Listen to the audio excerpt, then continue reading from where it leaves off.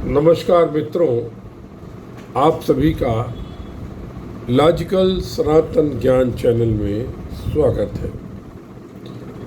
आज हम इस चैनल पर बात करते हैं कि शिवाजी महाराज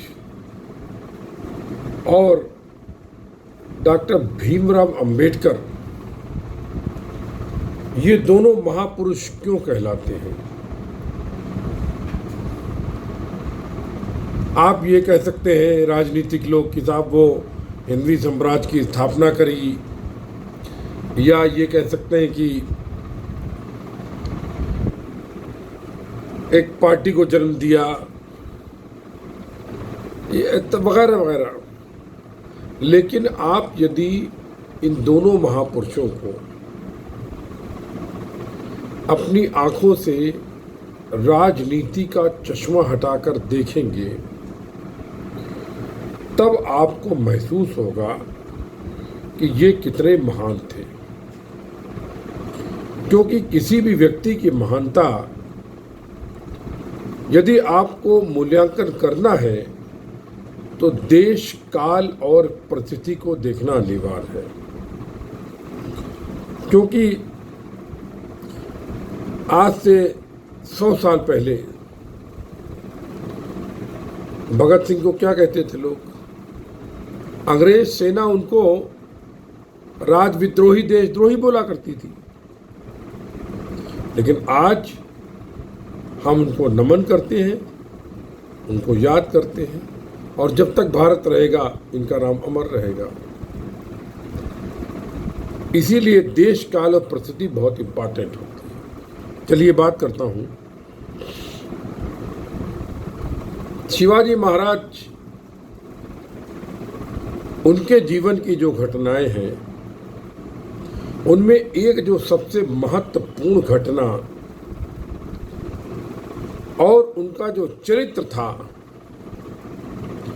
वो पूरी दुनिया में इस तरह का कहीं भी उदाहरण नहीं मिलता है।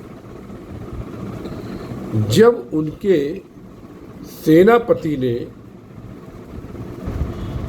दुश्मन यानी मुगल की सेनापति की पुत्र वधू को कैद कर लिया था, जिसका नाम गौहर बानू था, उसको पकड़कर शिवाजी महाराज के सामने लाए और बोला, राजे हम आपको कुछ भेंट करना चाहते हैं। तब शिवाजी महाराज ने उसको दंड भी दिया सामने वाले को, और ये बोला कि तुम स्त्रियों का सम्मान करना सीखो। और गौहर बानू को क्या शब्द कहे थे?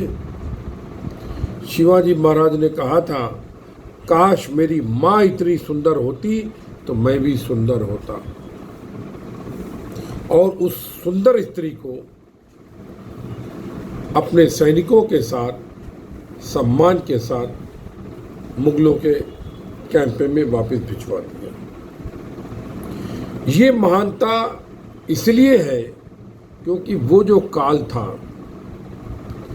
उसमें जर जोरू जमीन के लिए लड़ाइयाँ होती थी, और मुगल लोग तो इस काम के लिए कुख्यात थे।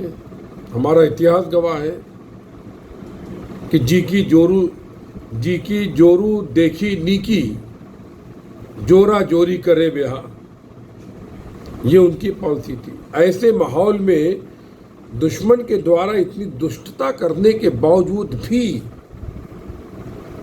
शिवाजी महाराज ने दुश्मन की पुत्र वधू को सकुशल भेज दिया। ये प्रकरण अगर आप तौलेंगे तो दुनिया में आपको कहीं नहीं मिलेगा। और जिस काल में दुष्टता चरम सीमा पर थी, उस काल में ये करना केवल शिवाजी महाराज जैसे लोगों के बस का था। अब डॉक्टर भीमराव अंबेडकर की एक प्रसंग की बात करता हूं, क्योंकि उनके ऊपर जो साहित्य लोगों ने लिखा उनको एक दलित नेता बना के छोड़ दिया। और पिछली सरकारों ने उनको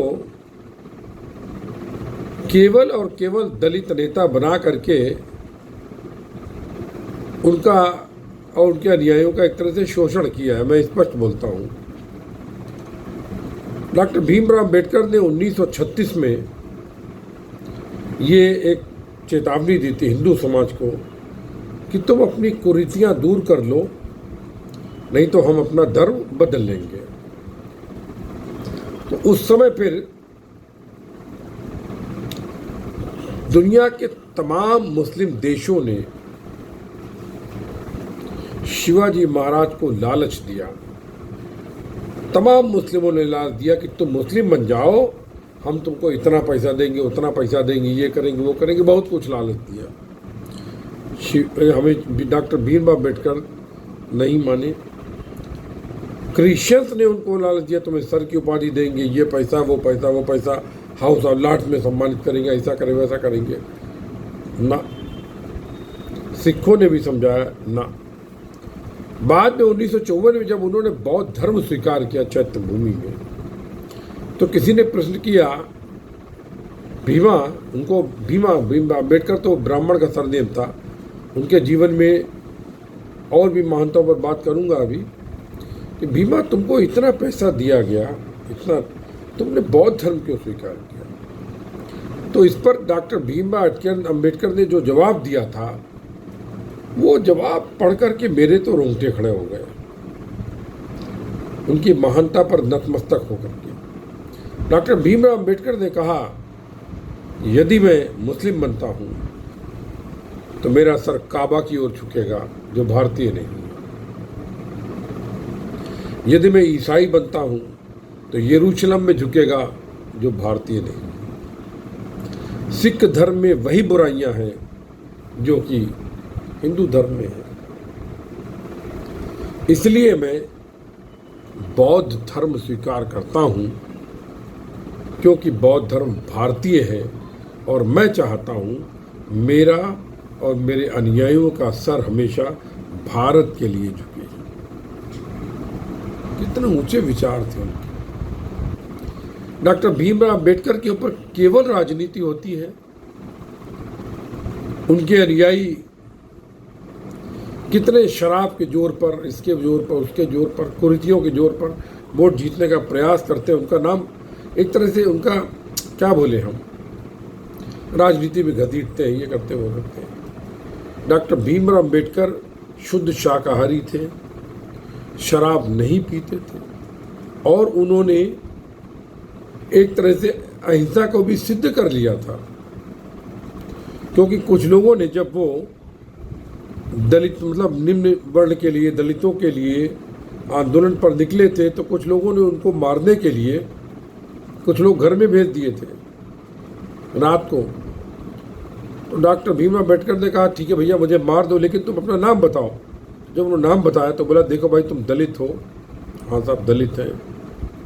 ठीक है, तुम्हें मार दो, हम केवल तुम्हारे उत्थान के लिए संघर्ष कर रहे हैं और तुम उनको मारना चाहते हो, मार दो। वे दोनों आंसू ग्रस्त होकर के, मतलब आंसू आ गए और उनके पैरों पर गिर गए, इनके शिष्य बन गए। ध्यान करते थे, मेडिटेशन करते थे, शुद्ध शाकाहारी थे, कभी किसी जीव को हिंसा नहीं पहुंचाते थे। ये सारी की सारी खूबियां थी डॉक्टर भीमराव अम्बेडकर में। क्योंकि उनको वास्तव में बचपन में जब स्कूल में एडमिशन नहीं मिला था, तो एक टीचर जो कि अम्बेडकर थे, उन्होंने अपना सरनेम दे करके उनको ब्राह्मण एक तरह से घोषित करके उनको स्कूल में एडमिशन दिलाया था। और भी तमाम कहानियाँ वो किताब मिल जाएंगी। लेकिन ये घटनाएं केवल महापुरुष ही कर सकते हैं और कोई नहीं कर सकता। उनको बहुत से लोग ये बात करते हैं कि वो हिंदू विरोधी, ये नहीं नहीं नहीं नहीं नहीं। डॉक्टर भीमराव अम्बेडकर तो खुद आरक्षण के खिलाफ थे। उन्होंने कहा था 10 साल बाद आरक्षण बंद कर देना, क्योंकि आरक्षण की बैसाखी से तुम कभी भी खुद तरक्की नहीं कर पाओगे। और अपने ज़माने में डॉक्टर भीमराव अम्बेडकर के पास 33 डिग्रियाँ थी। उन्होंने 33 तरह के कोर्सेज किए थे और लोगों को शिक्षित कि तुम पढ़ो पढ़ो पढ़ो, अध्ययन करो। लेकिन दुख इस बात का, उनके अनुयायी पढ़ना लिखना नहीं जानते, सोचना नहीं जानते, सिर्फ राजनीति में उलझे हुए हैं, मैं इस पर चर्चा करना नहीं चाहता हूँ, लेकिन दुख होता है। ऐसे महान आदमी थे भीमराव। जब पाकिस्तान बना तो उन्होंने बोला कि दलितों तुम पाकिस्तान मत जाना, मिट जाओगे। लेकिन वो क्या नाम था उनका, नाम मैं भूल रहा हूँ, वो मंडल उस समय एक वरिष्ठ नेता थे दलितों के। उन्होंने इनके विरोध में आकर के पाकिस्तान चले गए, पाकिस्तान के पहले कानून मंत्री बने।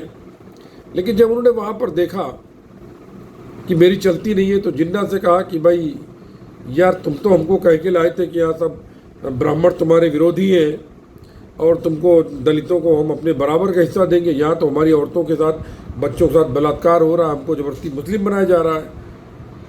तो जिन्ना ने कहा अरे यार ये तो राजनीति में चलता ही रहता है।